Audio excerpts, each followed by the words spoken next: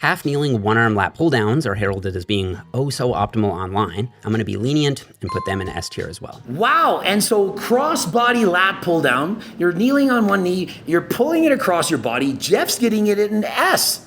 I'm going down 2 categories, I'm going to give it a B.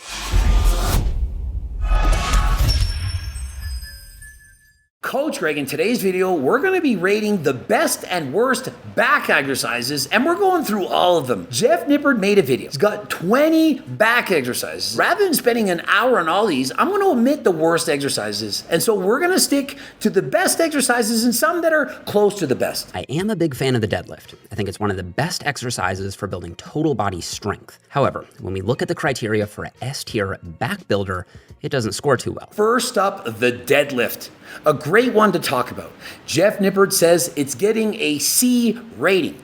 It's good, it's all right, but it's not really going to build your back up that much. And for a pure back builder, and do you actually need this? I don't think you do. I think it's a great exercise. I do believe it builds a lot of strength, as Jeff says, also builds a lot of muscle. But the problem is a lot of people, they can't do this because it's hard on their lower backs and it's using a lot of your legs. If you're training harder than last time on leg day and you're too fatigued and you do a lot of deadlifts, you might be overtraining. And so for me, I'm giving the deadlift, whether it's sumo or conventional or the trap bar, I'm giving it a B rating. Something that you should try to incorporate in your workout, but it's not necessarily essential. So let's start with the wide grip pull-up. Wide grip pull-ups are going in A tier. And first up, the wide grip pull-ups. I have to give it an A. I have to agree with Jeff. It's not quite getting to the supreme best exercise, and here's why. It's very hard to progressive overload if you can't actually do one chin-up. Not many people are actually strong enough to do a set of, for example, 10 or 12 reps. When I first started doing the wide grip pull-ups, I could only do 6. I remember specifically going to the gym and I could only do 6 pull-ups. I was pretty strong, but I could only get 6 reps. Over the years, I got better, was able to progressive overload and get many more reps. But for many people, it's not going to be realistic. There are, in fact, better exercises. But it is a high quality exercise, and if you are strong enough to do these, I have to give it an A. Neutral grip pull-ups have all the upsides of wide grip pull-ups with slightly more lat emphasis. They're also going in A tier. Next up, basically the same thing, except with a closer grip and your hands facing each other. We're giving this one also an A. Also a great exercise. When I go to the gym, I often do a variety of various pull-ups. I'll do some with my hands like this, some like this, and some like that. I like to mix it up. Remember, when I go to the gym, I'm also doing a full body workout. And so for the next one, with a supinated grip, remember your hands can hold a cup of soup, that's why we call it supinated.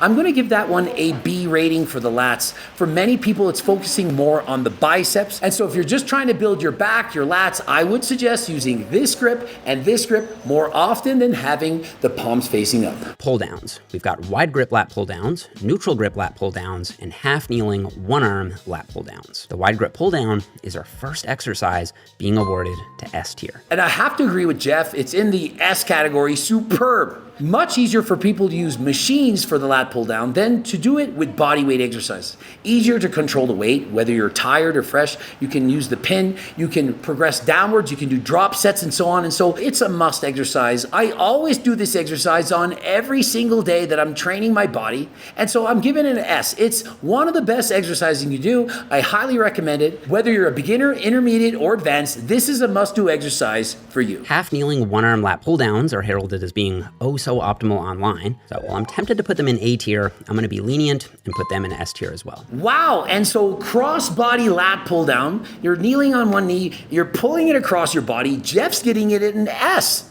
I'm going down 2 categories, I'm gonna give it a B. One of the reasons for this, I mean, Jeff knows what he's talking about. Why does he have it so high and have it slightly lower? I do not prefer doing one arm at a time. I don't like it. First thing, it's a lot harder to do. You're kneeling down, you're trying to stabilize yourself, and you have to give, for example, 12 good reps with control, training hard than last time. And once you're done that exercise, you're not done. You have to do it again to the opposite side, and so the exercise quite literally takes twice as long. I prefer exercises that work both sides of the body at the same time. It's more efficient, it's easier to do, and it's more likely going to be an exercise that you can stick to. There's nothing wrong with the exercise, and if you like doing one arm and then the other, and you can push just as hard on one side as the other, there's nothing wrong with it. He has it in the S category. I'm saying it's a B. I'm not going to go to the gym and do it every single workout. If I gave it an S rating, I'm doing it all the time. This is something I would do after the fact. Perhaps as a warm-up, it's something that is in fact a great exercise, but not something you must do. If you only had 10 minutes to train, this is not the exercise I would pick. And so if you're pressed for time and you can't do a variety exercise, I wouldn't pick this one. But if you like to train one arm at a time, you have asymmetries, you can't feel your lats, I would suggest you give this a try. Jeff has a great point. I'm not saying he's wrong about it, but for me personally, I'm giving it a B. The crossbody lat pull around is a spin on the same movement where you twist your torso by 90 degrees so that you're pulling the cable across your body. So I'm gonna leave these in A tier. And similar to the last exercise, this crossbody movement is gonna be awkward. If you're very strong, it's hard to stabilize. Again, you're doing one arm at a time. It's gonna take twice as long to do it. And for this reason, I'm also giving it a B. Jeff lowered it to an A. I give it a B, but if you want to try this exercise, if it's something new you haven't done before, by all means, give it a go. The barbell row. The standard barbell row is going in B tier. Standard barbell row, just as Jeff says, giving it a B. For me, it's too hard in the lower back. I just can't do it. I don't have the strongest of lower backs. I've had pain since I was a teenager. And so if you're a guy with a lower back pains, there are much better and safer exercises to do. And so how can we give it an A? How can we give it an S? We can't. There are better exercises. And so if you love this exercise, by all means, keep doing it. It's not that it's not effective, it's just that there are better options to choose from. The Yates row is basically just a barbell row with a more upright posture and with looser technique. Sorry, Dorian, the Yates row is going in C tier. I gotta agree with Jeff again. I'm giving it a C. It's not even as good as the last exercise. To me, it's too easy to ego lift on this gym. People are gonna load up the weights, perhaps 3 plates on each side. It looks like you're doing shrugs. It's not a quality back builder. It didn't mean it didn't work wonderfully for Dorian Yates, but as a suggestion for all people, beginner, intermediate, advanced, I'm giving it a C. The Penl Row is essentially the opposite of the Yates Row. Instead of going more upright, you go more bent over. I think they belong in B tier, although I could easily nudge them into A tier if we factor in strength development. And so the Penl Row, Jeff is giving it an A. I'm giving it a C. To me, it's even harder on the lower back than last time. Think of it. You're bending to be parallel with the floor. Think of the stress that that puts on your lower back, especially if you're strong. You start using 2 plates or more on that specific lift, it's very hard in the back. And so for me, I don't want to tire out my lower back. There are so many other exercises that are going to put less strain on the lower back and also give you the same kind of workout. And so how could I possibly give it an A or even an S? The deficit Penl row is a Penl row where you stand on something like a bumper plate. I'm going to put these in A tier. Now, as far as the Penl row goes on a deficit, I think it's slightly better than from the ground because you get a deeper stretch. And so I'm going to give this one a B. Slightly better variation, but remember, the same problems with the lower back do exist. And so I do think there's still better exercises. Stay tuned for that. The Meadows row, named after the late, great John Meadows, who is someone who taught me so much and easily belongs in S tier for me. And up next, the Meadow rows by the late John Meadows, guy who's highly knowledgeable, great advice. And Jeff classifies this exercise in S as a must-do exercise. Remember, he loves this exercise. And so just as I am slightly biased towards the exercise that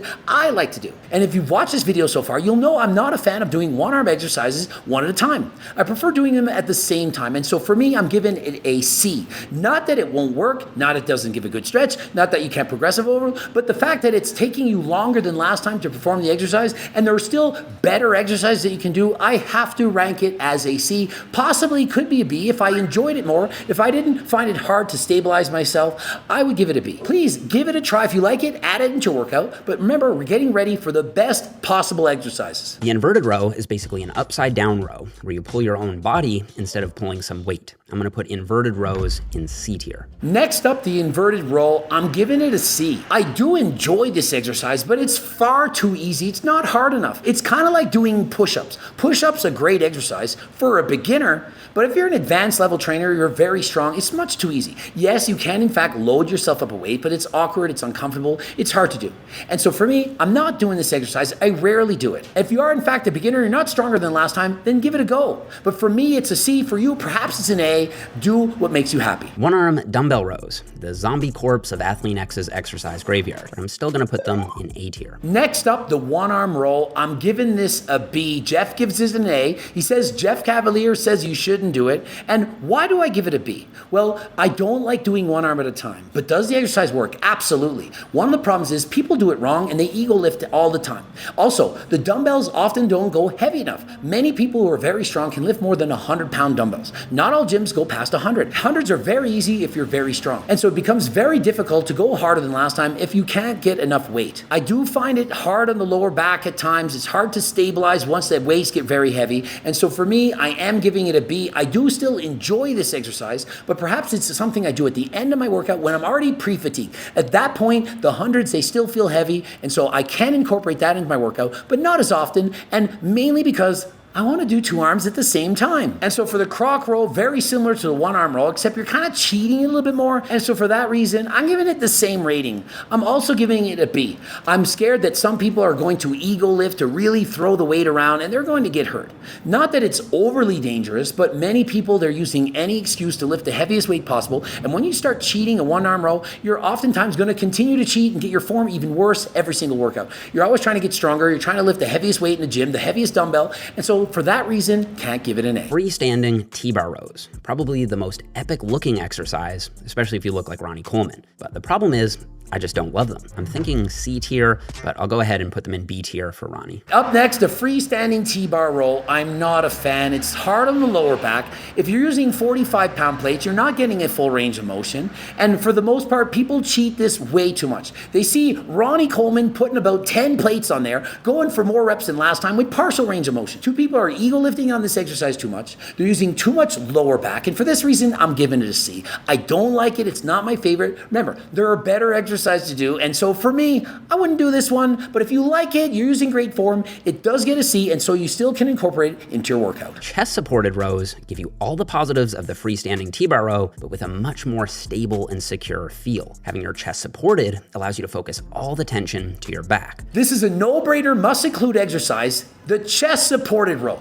Whether you use the wide grip, a closer grip, the neutral grip, use all the grips. They're all getting an S. Do them all. This allows you to go very heavy to progressive overload to get a deep stretch, great squeeze without hurting your lower back. You're using both arms at the same time. You can push harder than last time. This is a must. I have to do this exercise. This is one I'm looking for every single time I'm training in the gym. And so whether it's with a T-bar row or a chest supported row, anything with the pad on the chest, you can pull it sitting up like this, you're leaning forward, you got to do this. It's one of the must-do exercises on any given back day. That along with pull downs, these are a must. If I get in the lat pull downs of some sort, as well as the seated rows of some sort, I've done good. Everything else to me is icing on the cake. And so please get in there, get in these exercises. This is an S exercise for sure. Cable rows are another personal favorite. They may actually be the single best exercise that I know of for feeling a deep stretch on my lats, especially when I lean forward on the negative. These are going in S tier as well. And so the seated row, I'm giving it an A, slightly below the must-do exercise. And why? Because it's harder on the lower back. Perhaps I'm biased. My lower back don't want to push it too hard. If you're doing a lot of deadlifts and squats and bent rows and so on, your lower back can become overtrained, overworked. Especially for me, I'm doing cycling, I'm bent over all the time, I'm hunched over. I wasn't born with the best genetics for my lower back. I have an L4, L5 herniated disc. And for many people, this is a much harder exercise to do. And so it is getting an A rating. It's not an S. And so many people, you can in fact incorporate this. If you don't have a chest supported row machine, this is what I would suggest you do next. Switching to a wide grip will shift some emphasis to the mid traps, especially if you squeeze your shoulder blades together, but that's not a bad thing if that's what you're trying to target. Whether it's a wide grip, a narrow grip, a neutral grip, a pronated grip, a supinated grip, all of them are getting an A. Not quite an S rating because it's not easier on the lower back, and so please incorporate these exercises if you can. The rope face pull is a very popular option. It does stretch your mid back well, as long as you pull your shoulder blades apart on the negative. The standard rope face pull is going in B tier. Up next, face pulls. Now, depending on how you do it, I'm gonna go with either a B or an A rating. If you're just standing up and going for it, it's gonna get a B rating. It's very hard to stabilize. If you have any strength at all, it's pulling you forward, you're losing your balance, it's hard. I prefer to lay down on the ground. Although it's dirty, it's still an excellent exercise. You have to leave your ego at the door and control the weight and pause at the bottom. Don't worry about lifting heavy, squeeze, do higher reps, and if you do it like this, it's getting an A rating. The cable lat pullover, or the lat prayer, offers a huge stretch on your lats, and so I'm gonna put cable lat prayers in A tier. And so the cable lat pull down, I'm also giving it an A rating. I do these almost every single workout. At the end of my workout, when I'm getting tired, I like doing this. It gets a good squeeze. I don't use a heavy weight. I always do at least 12 reps or more. I try not to cheat too much, and so giving it an A rating. It's not quite as important as some of these other exercises. Remember, for it to get an S rating, I'm saying you should be doing this every single time you train your back. This, to me, almost as important, not quite, and so you should be incorporating perhaps every single week, but not every single workout. The dumbbell lat pullover is the same basic movement, except with the dumbbell, you have much more tension on your lats at the bottom and very little tension at the top. And so the dumbbell lat pullover, it's basically doing the exact same thing, except you're laying on your back, and for me, it hurts my shoulders more. It's not as comfortable. You lose a lot of tension at the top, and so it can't be as good as with the cable. We're giving this a B exercise. If you can't do the lat pull down in that fashion, then give this one a try. Don't have to do it every single workout, but it does get a solid B. Go to his video, give him a like, watch his video in full. He includes the worst exercise as well. If you want to support Jeff, by all means, go support him faster than last time. Hopefully this helped. You now understand Jeff's favorite exercise. You understand my favorite exercises. Make the best list, compile them for yourself. Everyone is different. No two people are alike. Choose the best exercises from what Jeff and I have stated. Make your best possible workout, and best of luck to reaching your goals. Subscribe, click the bell button, comment to boost the algorithm. Don't forget to like the video if you in fact liked it. Please visit my website, and of course we have cookbooks, training books, coaching plans by me and my team. You can get everything on my website. Go investigate. Also remember the free diet and training program of over 300,000 newsletter subscribers. Don't forget, head over, become a newsletter subscriber, get the free diet and training program, and until next time, I am out.